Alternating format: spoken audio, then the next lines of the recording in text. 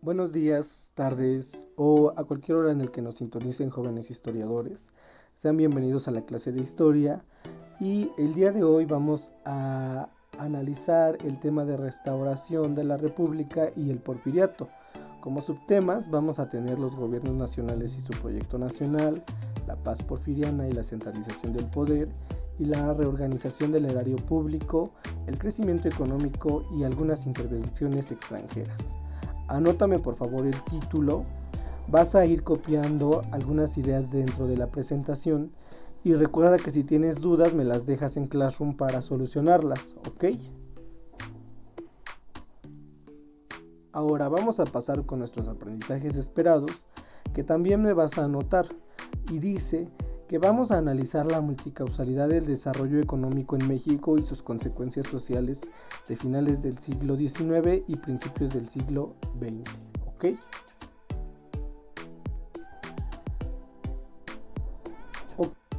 Ok, como recordarás, hubo una derrota al Segundo Imperio Mexicano que estaba al mando de Maximiliano de Habsburgo. Esta victoria se debió al apoyo de amplios sectores de la sociedad mexicana, los cuales se unieron a los liberales porque rechazaban la idea de que hubiera una intervención francesa y el gobierno quedara a manos de un emperador extranjero. Esta fue la primera vez en la historia en que hubo un sentido de pertenencia, es decir, de identidad entre mexicanos. Una vez que se derrotó al Segundo Imperio Mexicano, los liberales, como recordarás, pusieron en marcha la Constitución de 1857 y las leyes de reforma. El liberalismo fue apoyado por gran parte de la sociedad mexicana, sobre todo por las élites liberales que buscaron tener su beneficio.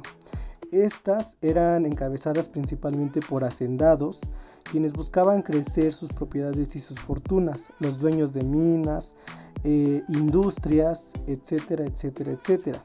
Por su parte, también los políticos querían que las prerrogativas del liberalismo los beneficiaran a ellos en particular, sin que necesariamente se extendieran a los grupos de la demás sociedad. A esta manera de interpretar la doctrina por parte de los grupos privilegiados se le considera un liberalismo de élite, ¿ok?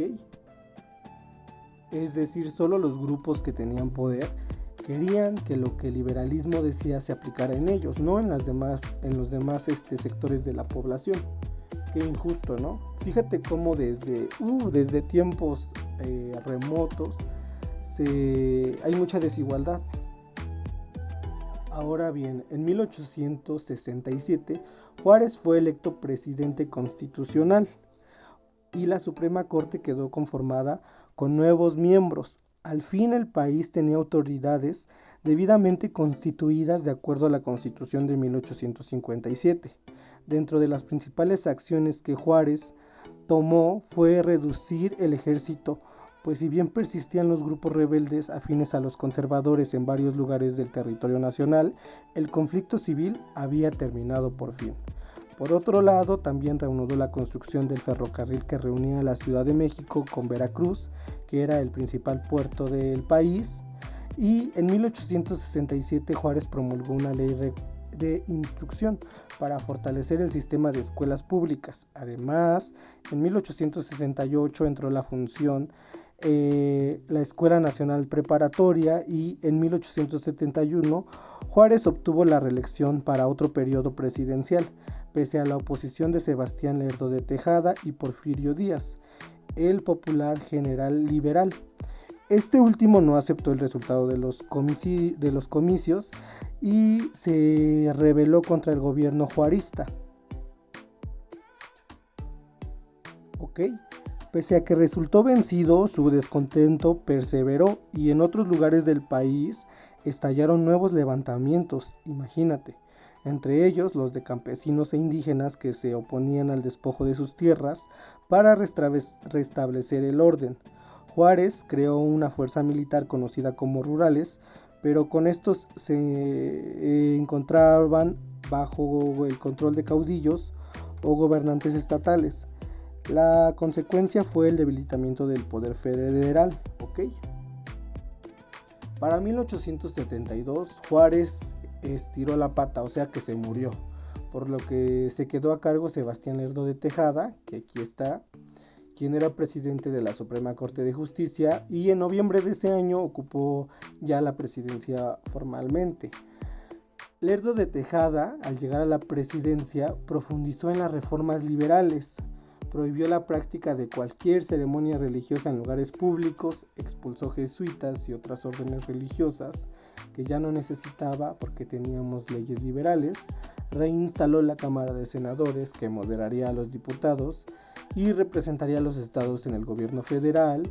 También acabó con algunas rebeliones conservadoras que todavía había, y en 1876 Porfirio Díaz se pronunció con el plan de Tuxtepec.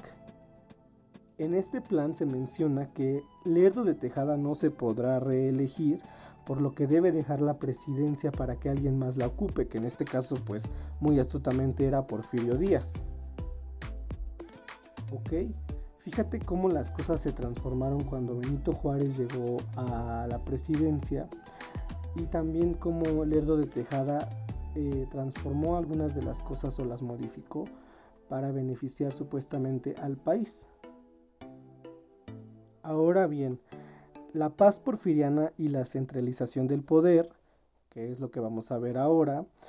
Bueno, vamos a hablar de que en 1876, mediante la rebelión de Tuxtepec, Porfirio Díaz derrotó al presidente Lerdo de Tejada, lo obligó a abandonar el territorio mexicano y poco después fue elegido presidente de México.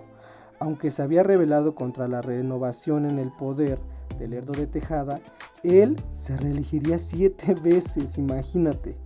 O sea, no dejó que Lerdo de Tejada se reeligiera, pero él muy astutamente se reeligió 7 veces y se mantuvo a la cabeza del país durante más de 30 años, 31 años para ser exactos.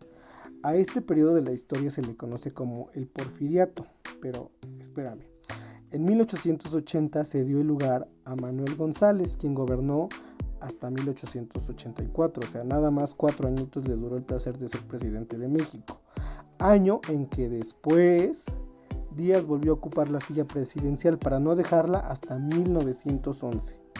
El éxito de Díaz se debió a su prestigio entre el pueblo, por su pasado como defensor de la patria contra los invasores franceses, y por otro lado también se había aliado con los sectores más privilegiados que defendían sus intereses, por lo que consiguió su apoyo. Al mismo tiempo también moderó las medidas liberales más radicales de Juárez y Lerdo de Tejada. ¿Ok? Además, Porfirio Díaz fue muy inteligente y se reconcilió con la iglesia y los sectores más religiosos del país. De este modo pactó con los conservadores, a quienes invitó a participar en su gobierno. Imagínate, Juárez y Lerdo de Tejada no querían conservadores, y Porfirio Díaz dijo: vamos a hacer la paz, vamos a hacer cuates, y entonces hay que hacer la paz y vénganse a trabajar con mi gobierno en la vida política. Cuando ellos aceptaron que México era constitucionalmente una nación liberal, o sea, les dijo: a ver, ustedes conservadores, vénganse a trabajar con mi gobierno, pero tienen que aceptar que México es una nación liberal. ¿Ok? El lema del gobierno de Díaz era paz, orden y progreso, y eso fue lo que buscó ofrecer a la población. De esta manera consolidó el primer régimen estable en la historia de México independiente y terminó con la mayoría de las revueltas y guerras civiles que lo habían asolado hasta entonces. El modelo de pacificación que estableció es conocido como paz porfiriana, pues se vincula de modo directo con su figura y su gobierno. ¿Ok? Sin embargo, el precio de esta paz fue el autoritarismo. Por ejemplo, en 1879 mandó asesinar a un grupo de conspiradores que apoyaban a Lerdo de Tejada. Y a otros políticos les dio la alternativa del pan o palo.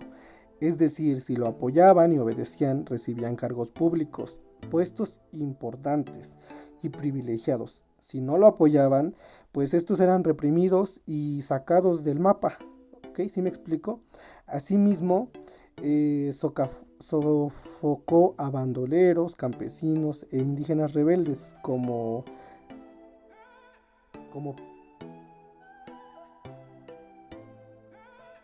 como parte de su gobierno. Otras medidas autoritarias fueron la reducción del poder del Congreso y la limitación de la independencia de los jueces frente al presidente. También restringió la libertad de prensa y de expresión, dos principios básicos para el liberalismo, y poco a poco centró el poder político en el gobierno federal, al disminuir las atribuciones de los estados y sus gobernadores. De manera continua intervenía en los asuntos de las entidades y destituía a los mandatarios locales que lo desobedecían. O sea, si no le parecía algo, los quitaba del poder. Por eso se dice que es un gobierno autoritarismo, porque solo se hacía lo que él quería. Así, pese a que México era un país constitucionalmente federal, en la práctica del porfirismo lo hizo funcionar como una república centralista. Con el paso del tiempo, Díaz se rodeó de un grupo de colaboradores incondicionales que utilizaban sus conocimientos e inteligencias para conseguir los objetivos del régimen. A estos ministros y asesores se les denominaba los científicos, pues se apreciaban de conocer las más avanzadas teorías y doctrinas provenientes del extranjero. La mayoría de estas eran provenientes de Europa, como la ciencia económica, el positivismo, el evolucionismo, y buscaban aplicarlas en México. Entre ellos se destacan al gran Justo Sierra, secretario de Instrucción Pública y autor de importantes obras de historia, también al ministro de Hacienda José Limantur y al escritor Francisco Bulnes. A pesar de que Porfirio Díaz, como puedes ver, era autoritarista, fue muy inteligente también, el viejito, y ayudó o apoyó en gran parte a que México se industrializara, que es lo que vamos a analizar aquí en la reorganización del erario público y crecimiento económico e inversiones extranjeras. Después de 1867, la economía de México comenzó a crecer como no lo había hecho desde la independencia, y esto se debió en primer lugar a la conclusión de los conflictos civiles en el periodo de paz que permitió que construyeran ferrocarriles y caminos, además de que los comercios prosperaran, que las haciendas y las fincas aumentaran su producción y se fundaron industrias y se abrieron minas aquí en el territorio mexicano.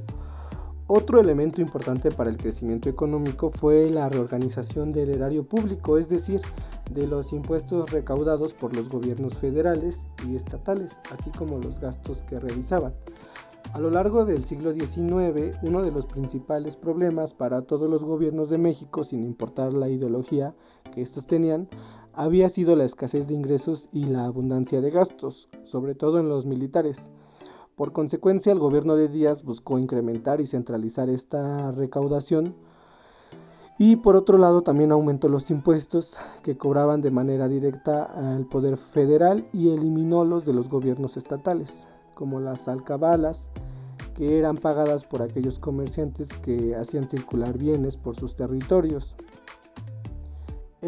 También Porfirio Díaz industrializó al país, introdujo kilómetros de vías de ferrocarriles, impulsó los puertos, metió el telégrafo, el teléfono, construyó el gran y bello Bellas Artes, impulsó la inversión extranjera, con lo que creció la minería, la metalúrgica, la agricultura.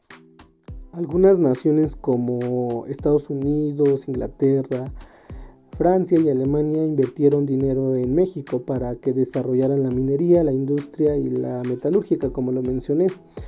Gran parte de estos bienes se destinaban a la exportación de los propios países que habían invertido en México y además se incrementó la de otros recursos agrícolas como el azúcar, el café, el tabaco. Aumentó el comercio, se ampliaron las urbes, es decir, se industrializó al país. Como podrás darte cuenta, hubo cosas buenísimas en el gobierno de Porfirio Díaz, en el porfiriato. Lo único malo pues fue que se religió muchas veces y esto también desató la Revolución Mexicana, que más adelante vamos a ver. Espero que no haya dudas hasta aquí. Si las hay, pues te pido que por favor me las comentes, ¿ok? Y bueno, vamos a pasar a lo que son las actividades de esta semana. Las actividades están muy sencillas y la actividad 1 dice que completes el siguiente cuadro comparativo con las características de cada uno de los gobiernos en los ámbitos que se señalan. Es decir, cuáles fueron las características del gobierno liberal que estuvo a cargo de Benito Juárez y de Lerdo de Tejada, y cuáles fueron las características del gobierno de Díaz, tanto en lo político como en lo económico y lo social, ¿ok? Y nuestra actividad 2 nos dice que del lado izquierdo vamos a anotar los aspectos negativos que tú consideres que ocurrieron dentro del periodo de gobierno de Porfirio Díaz, y del lado derecho vamos a anotar las cosas positivas que tú crees que ocurrieron dentro de su gobierno, ¿ok? Esas son las actividades de esta semana.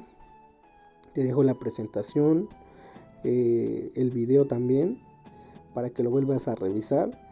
Y recuerda que las actividades me las mandes por favor en tiempo y forma. Y pues creo que eso sería todo de mi parte. Nos vemos, y si hay dudas, acuérdate que me puedes mandar un mensajito, ¿vale? Bye.